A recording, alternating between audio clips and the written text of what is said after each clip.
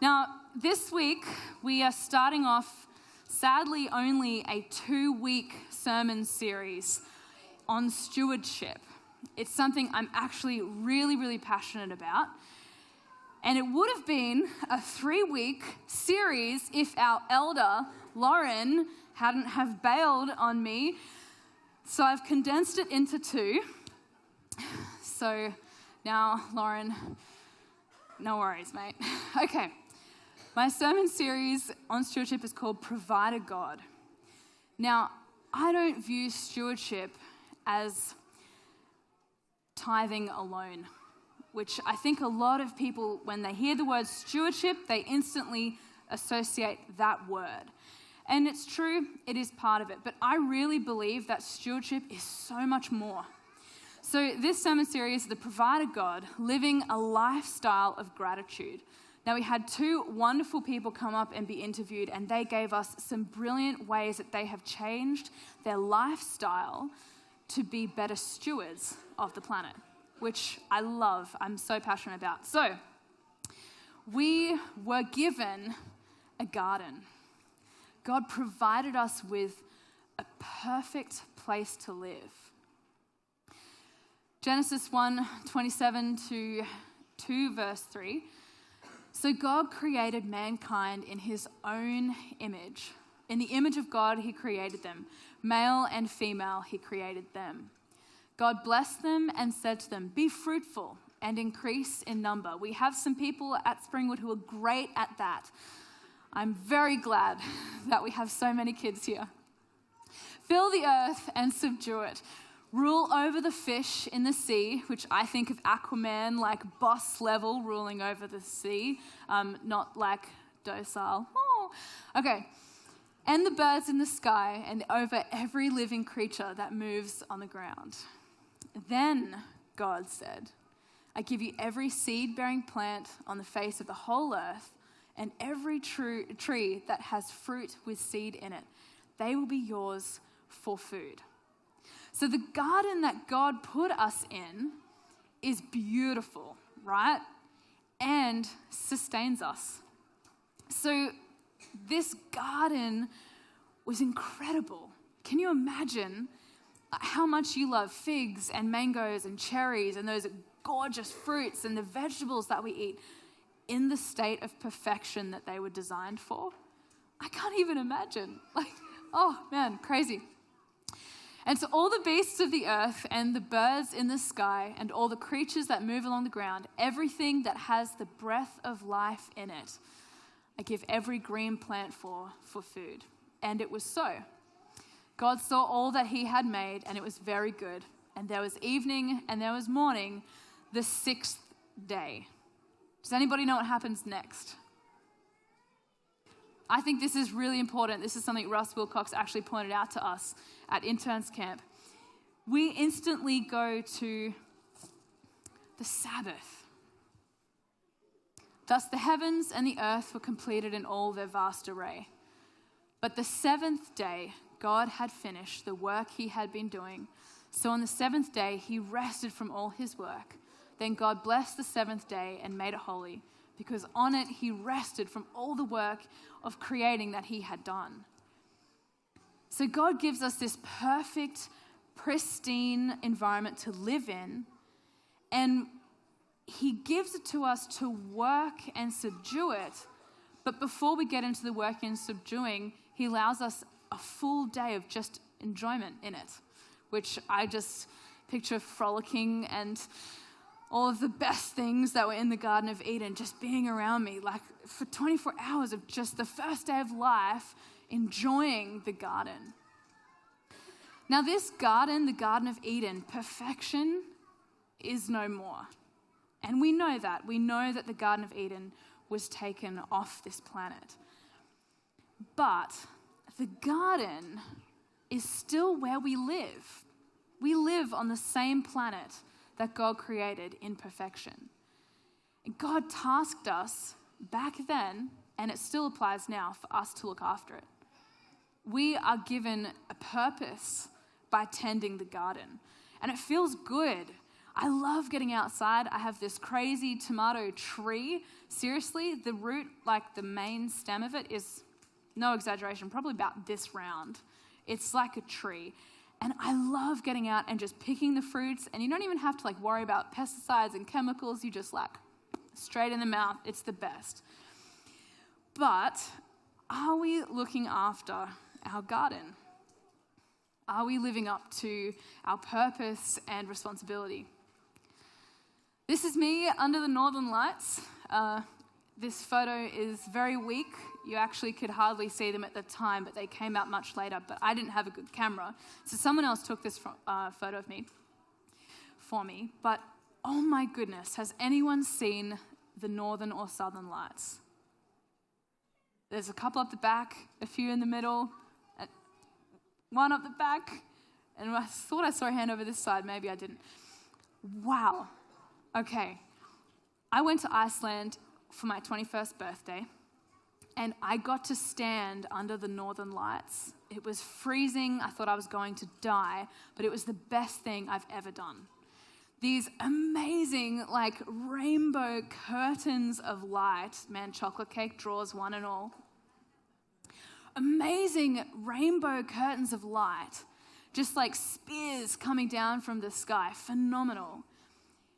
I looked at that and thought, man, what would the planet have been in perfection when we can look at, hey, you having fun? Good, I'm glad. Where's your mum?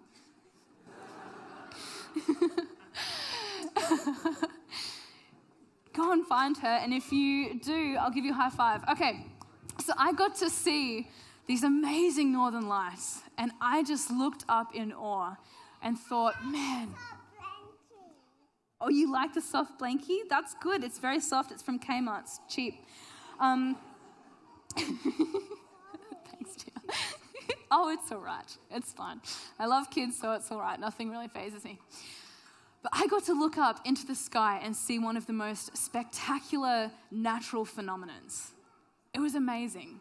And all I could think about when I looked at it was, what was perfection like?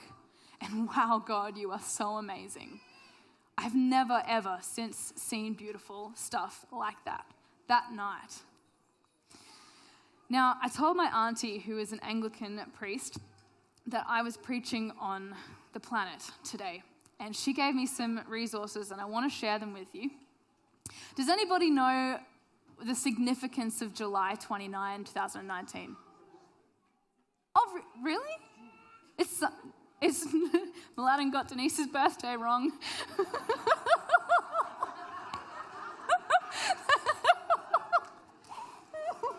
No, well, it's clearly not Denise's birthday. Any other ones who want to hazard a guess of the significance of July 29? Okay, July 29 is World Overshoot Day. Does anyone know what World Overshoot Day is? Yeah, I saw a hand. Yeah, go for it. That's right. That is the day that we as a planet used up all of the resources that the world can make in 1 year, in a year. Does that make sense? In 6 months, 7 months, we have completely used, as a planet, all of the resources that are sustainable to that point already. So now we have overshot.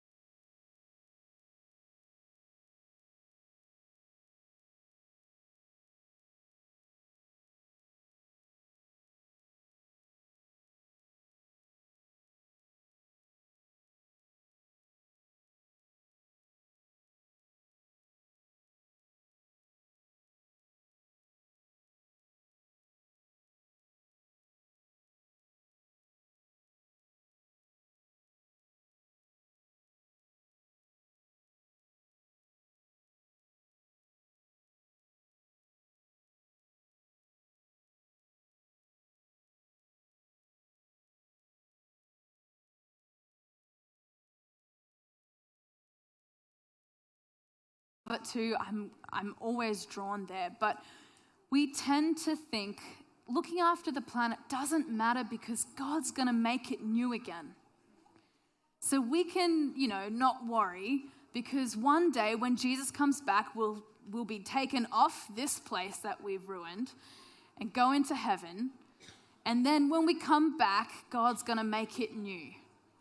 And it's true. There is actually nothing wrong with that. It's correct.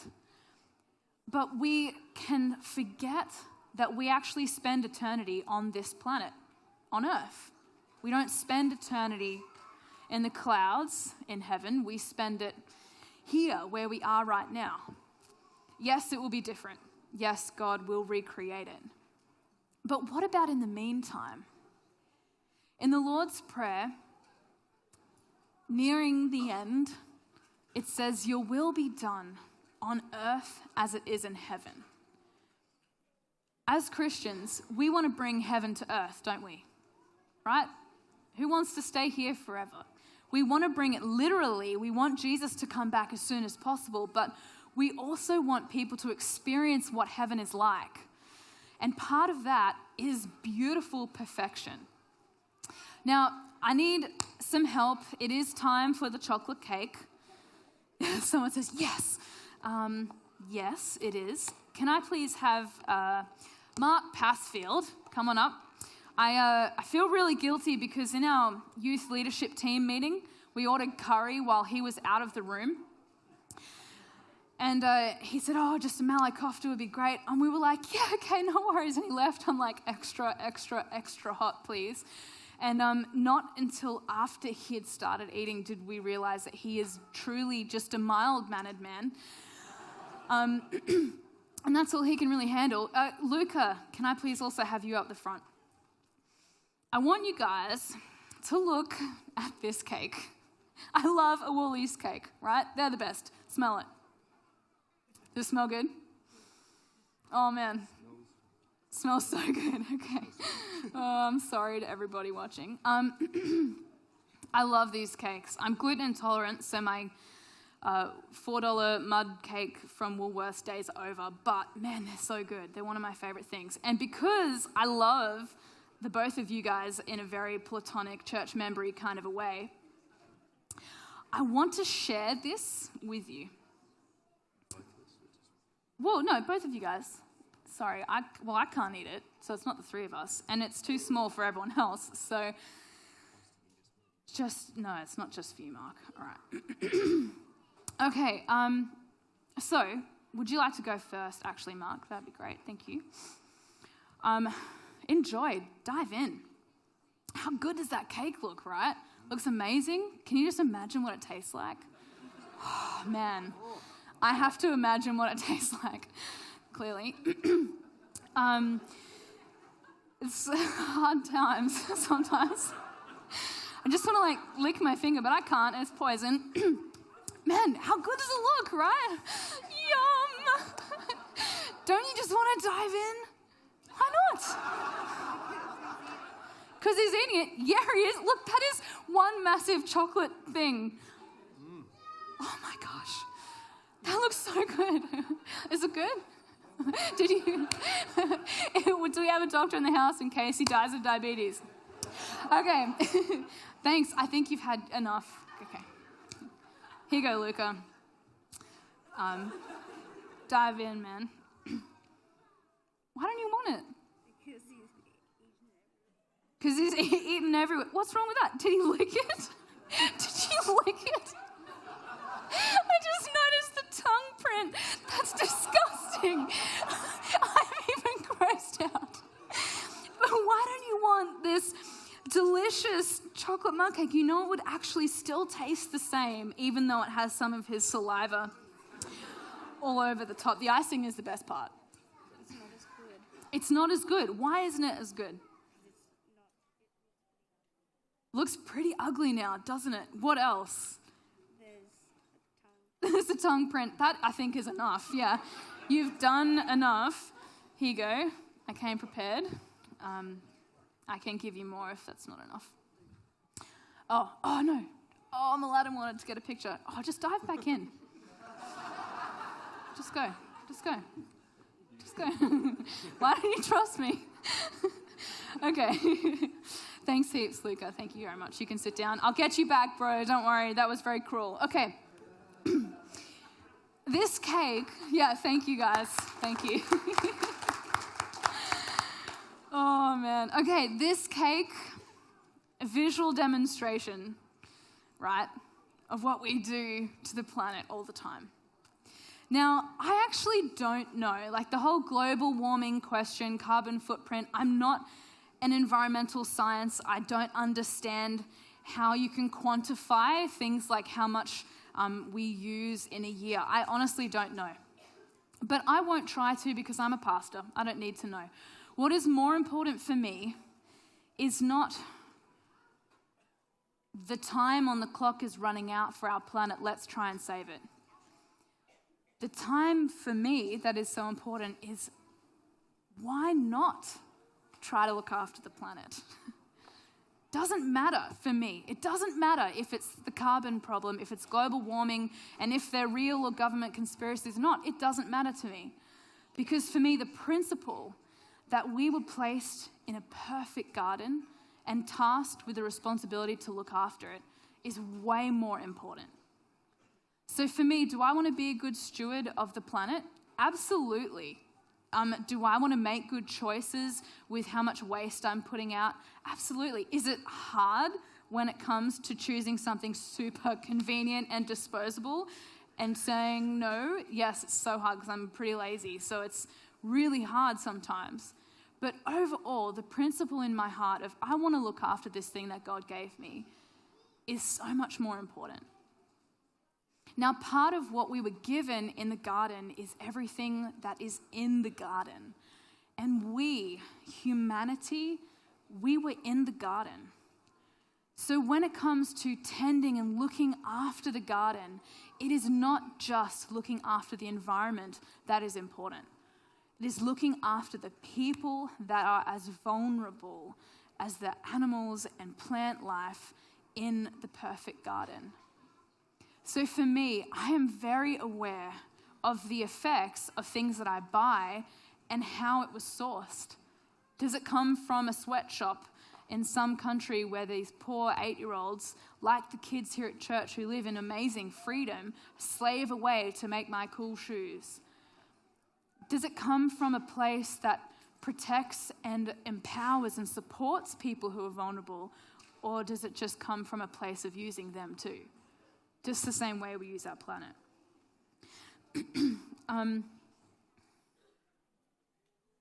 Isaiah 58, 6-12 reads, "Is this the kind of fasting I have chosen? To loose the chains of injustice and untie the cords of the yoke, to set the oppressed free and break every yoke? Is it not to share your food with the hungry as I just shared my cake with Mark and unlucky Luca, and to provide the poor wanderer with shelter, when you see the naked to clothe them, and not to turn away from your own flesh and blood? Then your light will break forth like the dawn, and your healing will quickly appear. And then your righteousness will go before you, and the glory of the Lord will be your rear guard. Then you will call, and the Lord will answer. You will cry for help, and he will say, 'Here am I.' If you do away with the yoke of oppression, with a pointing finger and malicious talk, and if you spend yourselves in behalf of the hungry and satisfy the needs of the oppressed, then your light will rise in the darkness, and your night will become like the noonday. The Lord will guide you always." I just lost my spot. He will satisfy your needs in a sun-scorched land, which I resonate with a lot being Australian, especially in Queensland, and will strengthen your frame. You will be like a well-watered garden. Sorry, guys, just realized. Like a spring whose water never fails. And your people will rebuild the ancient ruins and will raise up the age-old foundations. You will be called repairer of broken walls, restorer of streets with dwellings. This is our charge. We are called to look after our planet, the garden that we were given. And we are called to look after everyone within that garden. And that's literally everyone. We are called to make good decisions, to be good stewards of this planet and the people on it. Now, as consumers, and this is something I am actually truly so passionate about, and Mladen and Kendall would be able to testify. I'm quite passionate about food and buying. So I'm into ethical buying. Does anybody know what ethical buying is? Any ideas? Cool. All right, perfect. Can anyone tell me what the difference is between these two nappies? Both disposable. This one's got a cute little lion on it. This one's super chic, stripy. Anyone know what the difference is? Candice does. Candice, do you want to read, not read it out, want to yell out?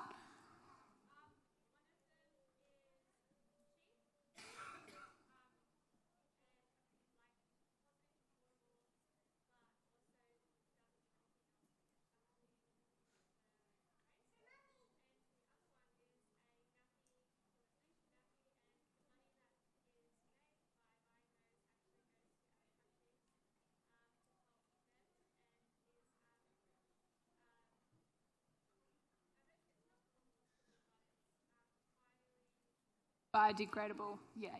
Yeah, exactly. I don't know if you could hear that. So this one is just a normal nappy. Cheap, affordable, very convenient, disposable, same as everything else normal. This one makes a difference to other people's lives. Two nappies. Lee, can I have your help for a second? These two lemon myrtle soaps, do they smell exactly the same? Do they feel the same? Yep. What's different other than colour? Natural Australian. Natural Australian. And that one Thank you. Says thank you. Okay, so these two bars of soap, same scent, same look, same weight, exactly the same price at Woolworths, fun fact. This one saves lives. This one does not. It's organic, but it doesn't save lives. Two baby wipes. This one is just a baby wipe. This one can save lives. And last but not least, Mladen, can you please drink from each of these two cups? Just water. The whole thing? Or? Not the whole thing, just a taste. What does it taste like? Pretty much the same. This one, actually I can't remember which one's which, but one of these two cups saves lives. Okay? Now, I will show you why there is a difference between these products. So, we'll start with the water because it's easy. Mount Franklin and Thank You.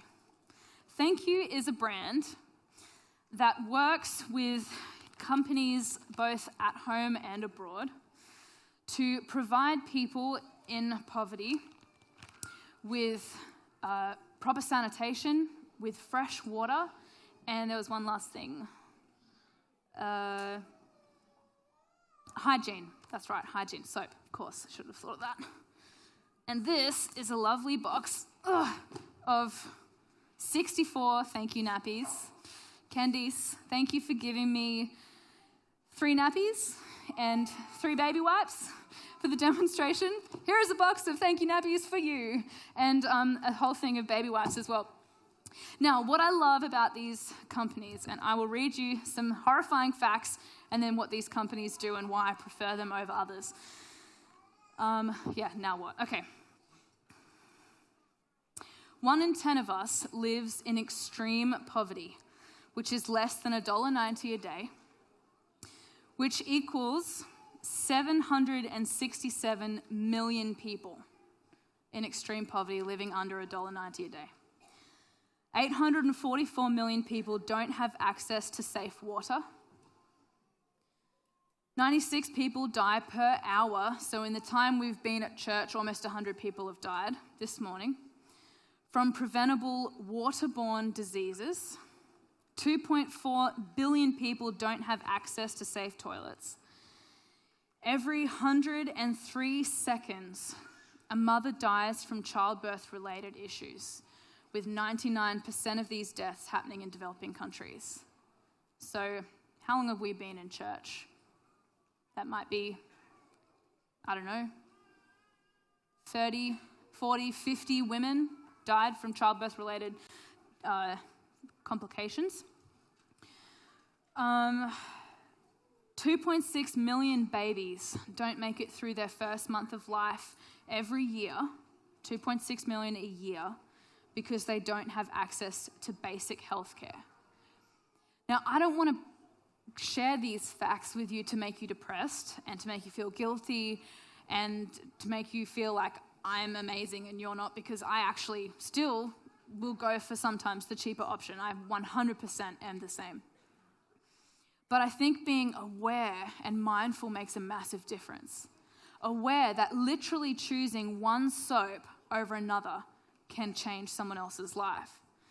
Now, this is, thank you, their website. Up in the right-hand corner it says, enter your track ID on each product. By the way, I'm not doing like a sell, thank you. I've got other places to talk about in a second. There is a tracking ID, and you can track on their website where the money from this water bottle and this soap and these baby wipes and nappies will go to, which I think is pretty awesome. So Thank You has given over $62 million to fund water access, sanitation, and hygiene. They work to eradicate poverty by doing 100% of their profits and donating that to life-changing projects. They've impacted 17 countries and 556,300 people simply by people choosing their products and the profits of those sales going to charity. Their mother and baby range, which is all of the baby-related things, has impacted 180,000 mums and bubs around the world, which I think is pretty phenomenal. Now, this next place is something I'm particularly passionate about. Emma Ladden has been there with me to Zambrero. I love their burritos. And not only are they delicious and gluten-free, they have partnered with Plate for Plate and Rise Against Hunger, and they donate money from the purchase of a bowl or burrito so that someone else can get a meal when I eat. So every time I eat at Zambrero, someone else in the world does too, which is pretty amazing. Zambrero have donated 32,841,630 meals, and that was like 2 days ago, and the ticker just keeps crossing over. Oscar Wiley is a company that donates profits from glasses, prescription glasses sales to people in need who cannot see. And Ecosia is a search engine that as you use it, I think it's every 40,000 searches or something like that, they plant a tree. And you can see when I screenshot their website, it was literally crossing over one digit of the amount of plants they have planted. 64,474,805 trees that they've planted simply by people choosing one thing over another. So something I'm passionate about, because it can be overwhelming when you hear these statistics and you think, far out, what am I going to do to save the planet? I can't do that by myself. What you can do is make small decisions, like which soap you buy and which water bottle, and simple things. So I want to encourage you, like I said, I don't want to depress you or anything like that. I want to encourage you to just be mindful. Be mindful of how much rubbish you're putting out as a family. Be mindful of the purchases you're making. Are they sustainable? Are they going to help make our planet nicer and cleaner? Unlike this cake, which is disgusting, can we pass on a better place to live for our kids? And I'm not pregnant. I don't have any kids. But I want to make the world a better place for them.